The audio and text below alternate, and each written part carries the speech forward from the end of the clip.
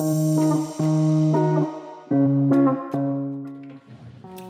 are two things that I always do daily before I go on cam, which I think helps me do well and helps me stay consistent. First thing I do is I always make a Twitter post. I look for a sexy picture in my albums, which I have saved, and I will put my adult work link so it's easy for them to find me at them times I'm going to be on. Because I've made that post and people have already started liking and commenting on it and perhaps sending me messages, I then feel obliged that I have to carry this through because I'm a person that doesn't like to let people down. If I have a little point where I think, oh, I can't be bothered to go on, I think you've got to go on now, you've posted that post, so it's kind of set in stone for me. So I feel that really helps me stick to my routine. The fresh pictures are there for people to see as well, so it'll get more people coming onto your profile. And when they do that, they might have a little look around on your profile and think, oh, she looks nice. I think I might do a cam show with her. Or, oh, this video looks all right. I might buy this video because I like the write-up in it. Also, I think it's good if sometimes you play around with the details on your profile as well. Maybe change them sometimes, remove certain things, add certain things. Play around with your prices. You don't always have to keep your prices the same. Maybe in quiet periods you can drop them a little bit, and then when it gets busy you can put them up again. Or if you have certain people that you know like to pay certain prices, like there's some guys that like to pay crazy high prices, you put it up just for them because they've asked you to do that. There's no rule against what prices you have to put, it's completely up to you. And when you've got regulars as well, who've maybe been with you lots and lots of times, and they've not been with you for a while, when they go onto your profile, they'll see fresh new things and it can make them go with you again. Another thing I like to do is I always sit in free mode. In the past, if I haven't sat in free mode, I get distracted easily, like my phone or by the TV.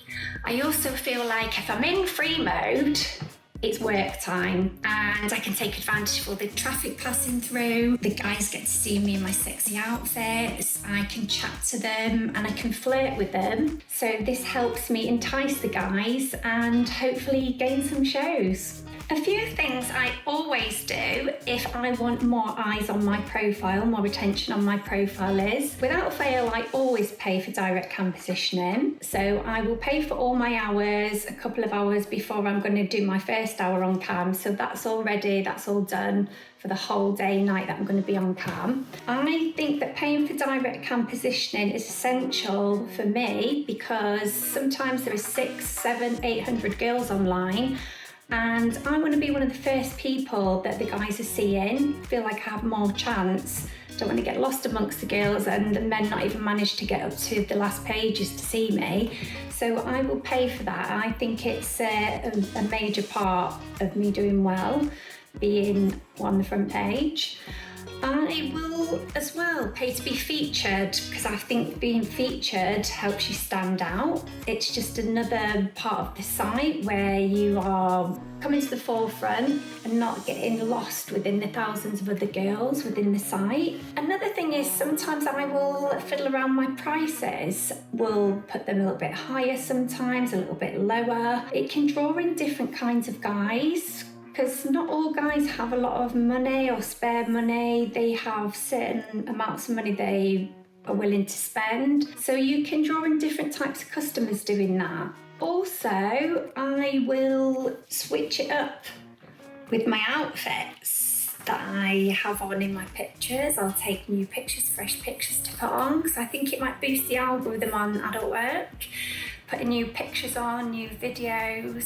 It can draw fresh people on and make you stand out. Another thing I do to draw attention to my profile is I will take fresh photographs, switch up the different outfits. I like to put different outfits on, like a certain amount of PVC, a certain amount of latex, a certain amount of lingerie, a certain amount of anything different, so that I've got something that's for everybody, and I'll try and refresh them like every few months. So by doing that and having fresh pictures, I think it boosts the algorithm a bit on adult work. I think something that have helped me stay successful as a cam model and ways of dealing with burnout, I like to set myself goals. So whenever I go on cam, I have a number in mind that I want to achieve. So I usually do my cam sessions in 2 shifts. I'll do like 2 blocks of, say I did the afternoon and the night shift, I would do like 4 hours in the afternoon and then 4 hours at night. And I would set myself a little goal of the amount of money I wanted to achieve. And if I'm getting near to it,